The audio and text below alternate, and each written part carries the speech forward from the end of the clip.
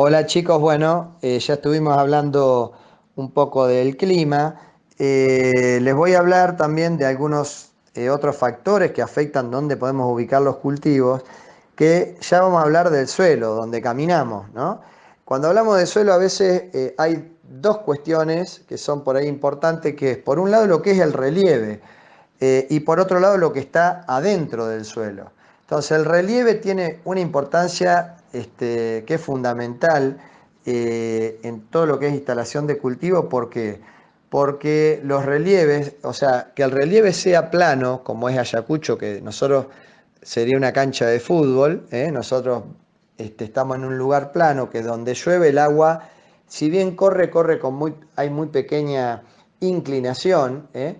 porque tenemos una pendiente que va de 0 a 0,5%. Quiere decir que estamos en zonas de baja pendiente en que el agua, por eso llueve y ustedes ven que por la calle va corriendo, pero corre bastante despacio porque estamos en lugares planos. A medida que nos vamos hacia zonas onduladas, por ejemplo hacia Balcarce, hacia Tandil, cuando la pendiente empieza a ser más importante, pendientes de 1%, 2%, quiere decir que en un 2% significa que puede haber diferencias en una cuadra de 2 metros, para que tengan algo de altura. Entonces, cuando empezamos a tener mayores diferencias de pendientes, lo que vamos a ver es que cuando llueve, el agua tiene menos oportunidad de entrar al suelo o va entrando, pero cuando se satura, el agua rápidamente empieza a correr. Es como si nosotros inclinamos, supónganse, ponemos un plato inclinado y le tiramos agua de arriba y van a ver que el agua va rápido hacia abajo y se mueve mucho más rápido que nosotros tiramos agua en el piso y van a ver que hacemos gotear y van a ver que el agua le va a costar moverse porque está plano. Entonces, eso tiene mucho que ver con los cultivos. ¿Por qué? Porque el relieve va a hacer que vamos a pensar que en los lugares donde tenemos mayor pendiente, la lluvia probablemente la aprovechamos menos, la podamos aprovechar menos, salvo que hagamos algún tipo de modificación en el suelo, como hacían los aztecas y los mayas, que hacían las terrazas, que lo que hacían es hacer que el agua cuando llueve, tratar de pararla. Entonces hacían lugares, le hacían modificaciones al suelo para que el agua no perder el agua de lluvia, ¿no? Que vaya, que tenga tiempo el agua que llueve y que pega en el suelo, que tenga tiempo de entrar, ¿eh? Y de correr menos hacia abajo. Eh, bueno, por eso que el relieve tiene mucha importancia y por eso van a ver que en los lugares donde tenemos mayores pendientes, también van a empezar a ustedes a escuchar los cultivos que se está haciendo siembra directa, o que antes se hacía todo convencional, que era laboreando el suelo, se refinaba y se dejaba todo liso y plano, con lo cual cuando llovía, caía una lluvia de 80 milímetros y la lluvia arrastraba junto con el agua que pega y que no podía entrar porque llueve mucho en alta intensidad rápido. Lo que hacía, arrastraba suelo hacia abajo por la inclinación que tiene, cosa que por ahí acá en Ayacucho no lo vemos tanto porque estamos en una zona plana. Pero entonces toda el área importante, sobre todo en la Argentina y en muchos países, se dieron cuenta que, bueno, el laborear el suelo también puede tener un problema de erosión en los meses que llueve, y por eso se fue pasando a lo que se denomina siembra directa, que es sembrar sin laborear los suelos, sembrar directamente sobre residuos, que esos residuos hacen que cuando llueve el agua se pueda mover pero más suave y que no vaya tan rápido corriendo y arrastrando suelo y perdiendo el agua, que es el recurso más importante que tenemos, que esa agua es la que permite que el cultivo después crezca.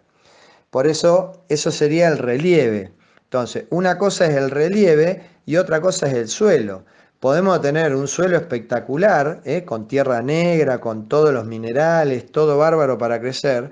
pero si estamos en una ubicación inclinada en que nos caen los 500 milímetros que necesitamos, por ejemplo, para un cultivo de trigo, pero estamos en una zona inclinada y que cada vez que caen 50 milímetros al suelo entran 10 y 40 corren hacia abajo, vamos a estar muy limitados por el agua. ¿eh? Por más que tengamos el mejor suelo, vamos a tener un bajo rendimiento o menor rendimiento, nada más que por la inclinación que tenemos, que no permite esa inclinación que el agua entre. Entonces es muy importante el relieve. y donde tengamos problemas de relieve o de pendiente, tenemos que instrumentar algún tipo de herramienta o de alguna modificación en nuestra forma de hacer el cultivo para evitar que el agua corra. Eso es relieve.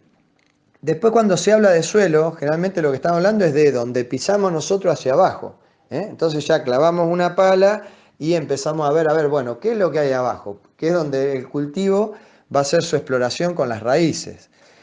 Y una regla que es general, chicos, es, ustedes cuando nosotros decimos, bueno, ¿qué tipo de suelo necesitamos?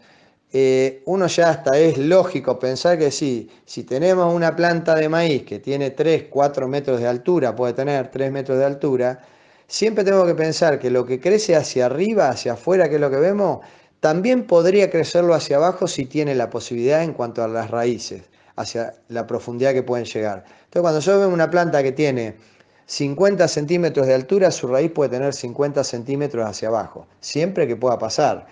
Entonces, cuanto más grande es el cultivo del que hablamos, una planta de girasol, una planta de maíz, que son cultivos de más de o tienen 2 metros de altura, seguramente van a necesitar también más suelo o mayor profundidad de suelo por anclaje que un cultivo de trigo, de soja, parte de los cereales que estamos viendo, que son avena, cebada, centeno, que son cultivos de 70 centímetros, 80. Entonces, esos cultivos, por desarrollo y todo, van a necesitar probablemente menos suelo o se van a adaptar más a suelos más someros, más,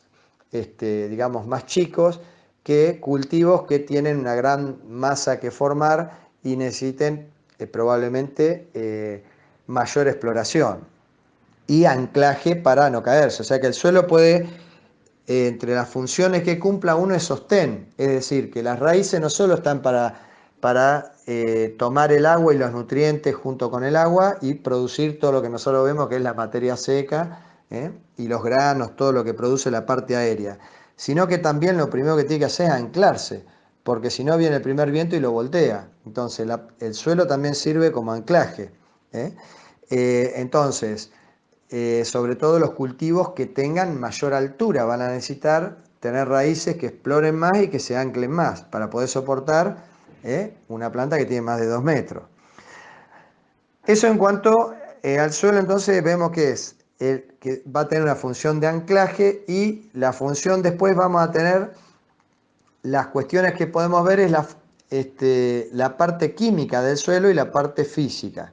La parte química tiene que ver con todos los minerales que tenemos adentro del suelo y que el cultivo va a necesitar. Y ahí entonces hablamos del fósforo, el nitrógeno, el potasio, el azufre, el calcio. Son minerales que el cultivo necesita, igual que nosotros, para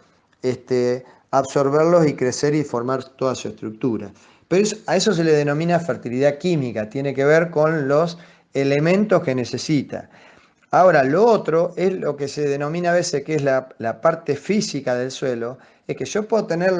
la mayor cantidad de nutrientes y todo para tomarlos por las raíces, pero si las raíces no pueden explorar o no pueden acceder a esos minerales por cómo está formado el suelo, por la composición de los minerales y la estructura que forma, entonces también vamos a tener un problema.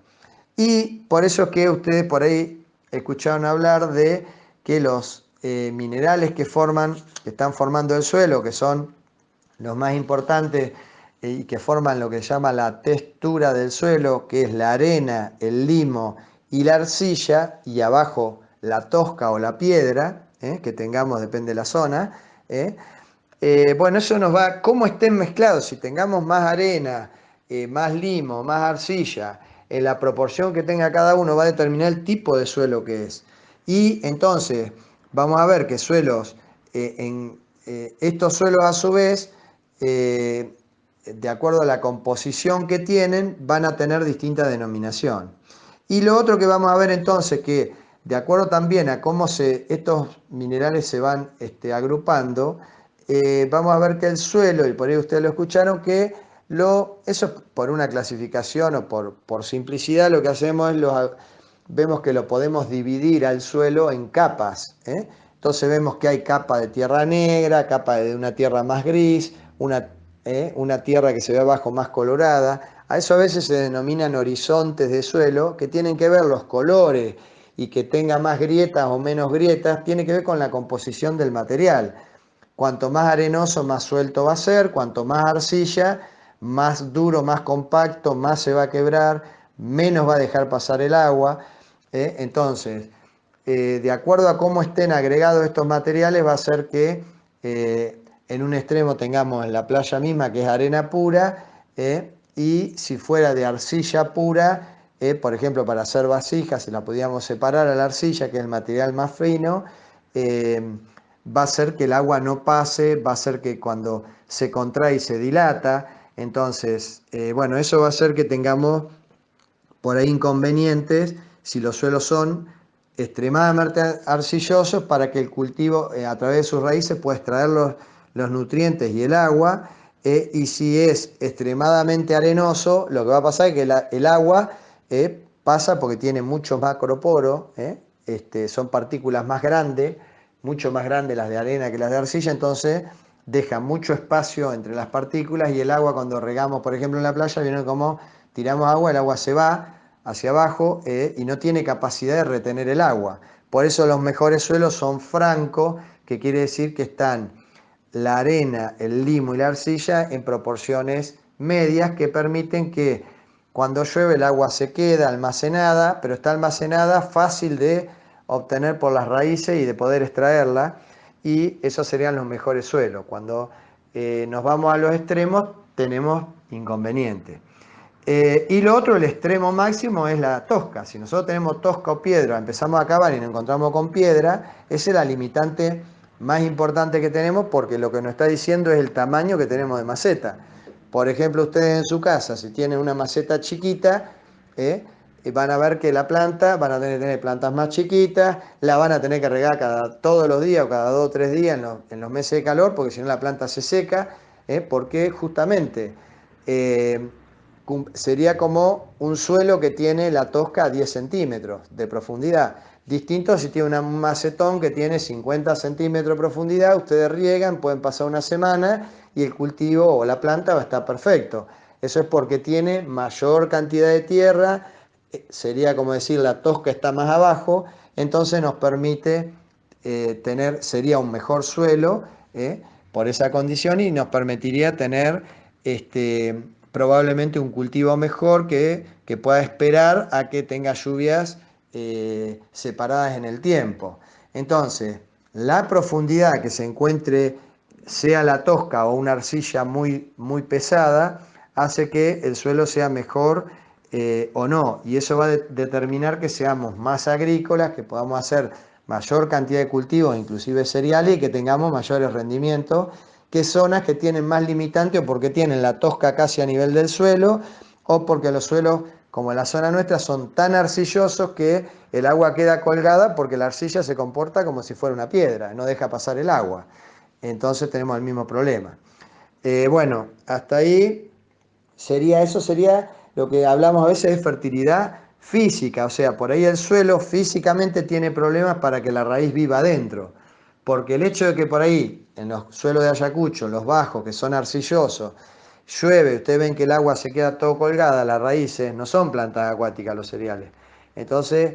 necesita oxígeno, la raíz tiene que tomar oxígeno, y si el suelo está totalmente saturado de agua y a su vez el agua no drena con facilidad, por el impedimento que produce esa arcilla, hace que tengamos áreas en que no podemos hacer cultivo y haya otro tipo de plantas que se adaptan a esos lugares. Entonces también la arcilla